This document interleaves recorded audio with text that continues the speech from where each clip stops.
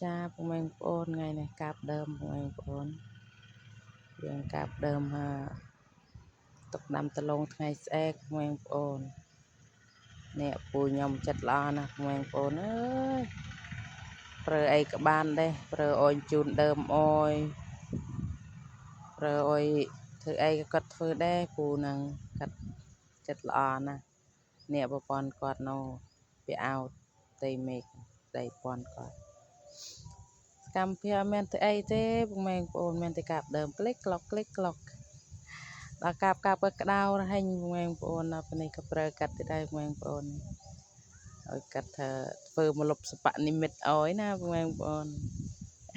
ឲ្យគាត់កាប់គុនឈើមកជីកដាំជីកដាក់ឲ្យយើងមានមកលុបជ្រកណាក៏កាត់ដាក់កលែងខុសបងប្អូនក៏ដាក់ខ្ញុំរួចហើយនេះក៏ដាក់បោះកាត់ម្ដងដាក់កលែងឲ្យលុបកលែងកាត់អង្គុយកាបណាដល់ពេលនេះក៏ដាក់មកលុបមកខ្ញុំដដែលទៀតក៏ដកទៅវិញដកទៅកលែងកាត់ណាបងសើចសบายដោយសារកាត់និយាយក៏សំណុំទៀតបងប្អូននិយាយមកក៏ថាធ្វើឲ្យមកលុបកលែងកាត់អង្គុយកាបដល់ដាក់ចុះដាក់ឡើងមកចំកលែងខ្ញុំដដែលបងប្អូនដល់នេះក៏កាត់ដកទៅទៀតហើយដកទៅដាក់កលែងកាត់វិញសบายសើចណាស់បងប្អូនអើយដោយសារការងារដាំដលងឬក៏ដកដលងអីនេះយើងជួបជុំគ្នាណាឡោះហើយក៏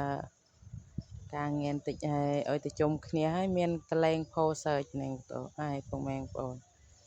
នេះតើខ្ញុំក៏រៀង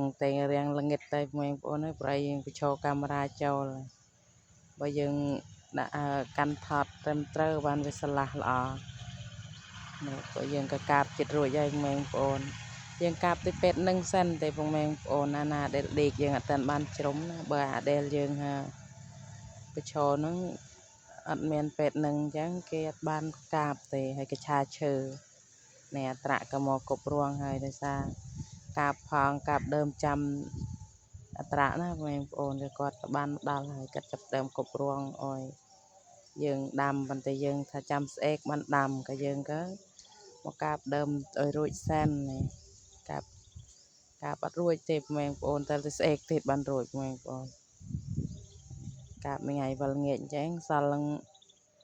យើងបានពាក់កណាលជាងសល់តែបន្តិចទេពីតូខ្ញុំក៏អត់មានអីច្រើនទេបងប្អូនមានតែការកាប់ដើមអាអ្នកសរាយក៏មិនសូវចេះសរាយទេស្ដាប់មើលលេងទៅបងប្អូនអ្នកស្រីចកាគេធ្វើអីខ្លះណា